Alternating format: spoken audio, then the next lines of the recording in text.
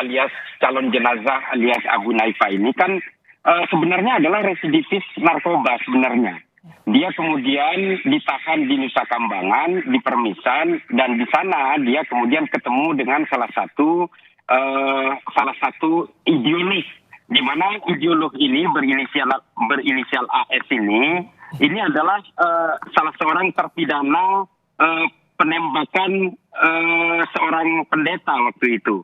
Nah, dari sinilah dia kemudian terpapar, dia mendapatkan legitimasi secara agama, versinya ideolog ini, bahwa kejahatan yang dia lakukan ini sebenarnya tidak salah dan sebagainya.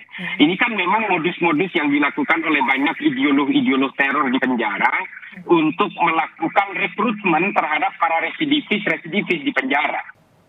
Ya, sebenarnya memang tidak terlalu lama, artinya dia mendapatkan ideologi itu justru di penjara. Nah, rata-rata memang modusnya begitu, Mas Ibrahim. Jadi kalau kita perhatikan ya, banyak sekali rekrutmen dari kejahatan-kejahatan pidana umum yang akhirnya justru terpapar di penjara. Rata-rata biasanya juga pelaku narkoba atau begal dan sebagainya. Karena mereka modusnya memang rapi sekali, bahwa kejahatan kamu jangan disesali, negara ini negara togut, kamu tidak berdosa karena telah melakukan kejahatan itu. Nah, ini modus-modus lama yang dilakukan oleh mereka seperti di Poso, di Medan, dan di berbagai penjara.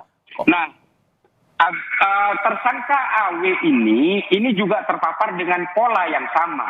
Nah, ini mungkin jadi pelajaran bagi kita semua, termasuk kepada Kementerian Hukum dan HAM ya. Ini juga harus dipisah antara napi-napi teroris dengan napi-napi pidana umum. Ini harus betul-betul dipisah supaya tidak terjadi irisan-irisan ideologis di penjara. Ya, dia melakukan pembelian aluminium powder dan sebagainya ini dengan menggunakan tutorial di YouTube. Nah, ini yang menjadi persoalan kita hari ini. Memang banyak orang yang kemudian mendapatkan tutorial-tutorial sejenis dan juga ideologi-ideologi melalui jalur-jalur digital. Artinya mereka sudah mendapatkan ideologi-ideologi kekerasan awal di penjara lalu dipertebal lewat jalur-jalur media sosial. Ini yang sangat bahaya. Kalau kita lihat ya, tersangka AW ini kan punya akun di YouTube namanya Calon Jenazah. Nah, dari situlah kemudian dia mengglorifikasi berbagai rencana-rencana amaliyahnya itu. Ini memang sangat bahaya karena ditemukan 2 bom dan dia berencana untuk melakukan aksi peledakan bomnya itu di minggu ketiga bulan Januari ini. Dan sasarannya adalah pos-pos polisi. Ini kan sebenarnya pastinya Densus sudah lama mengintai dia, sudah lama melakukan upaya profiling dan sudah melakukan berbagai kegiatan-kegiatan intelijen pastinya. Saya juga tidak tahu ya, tapi yang jelas Densus menurut saya harus kita apresiasi melakukan penangkapan yang sangat tepat dan seperti yang diakui oleh tersangka, dia memang akan melakukan aksi amaliyah pemboman itu di minggu ketiga bulan Januari. Artinya ini timingnya sangat pas sekali. Karena memang hal-hal seperti inilah, aksi-aksi yang bersifat mandiri seperti ini memang sangat mengkhawatirkan kita semua. Dan saya secara pribadi terus terang sangat berterima kasih terhadap Densus.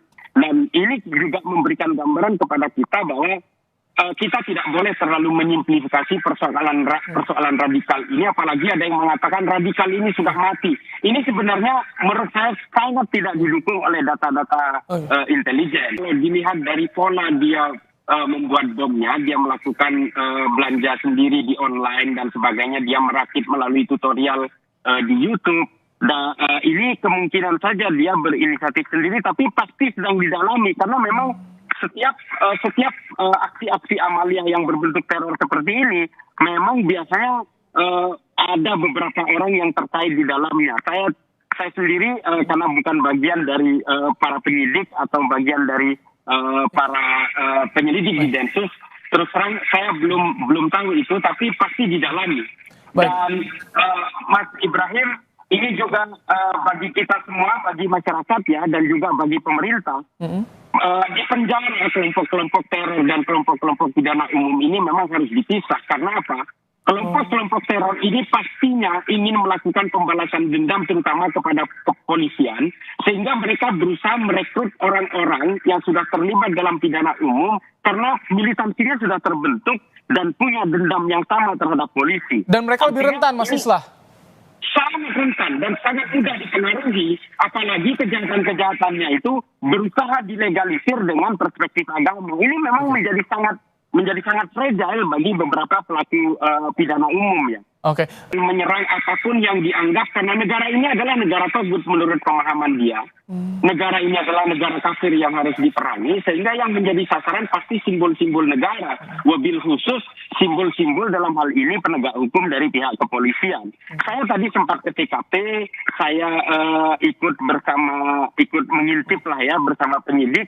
Kalau saya lihat memang alat buktinya sangat mencukupi, dan juga beberapa bahan baku bom juga saya lihat. Saya tidak mengerti ini bahan bakunya apa saja, tapi kalau yang saya dengar ya, ini berbentuk aluminium powder, ada pengantik berupa bohlam center dan sebagainya. Dan kalau dilihat buku-bukunya, ini memang buku-buku yang berhaluan kanan, ekstra kanan ya.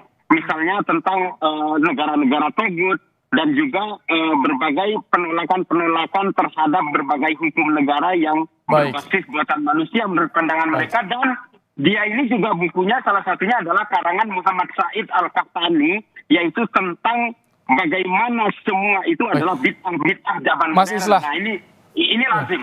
Mas Islah.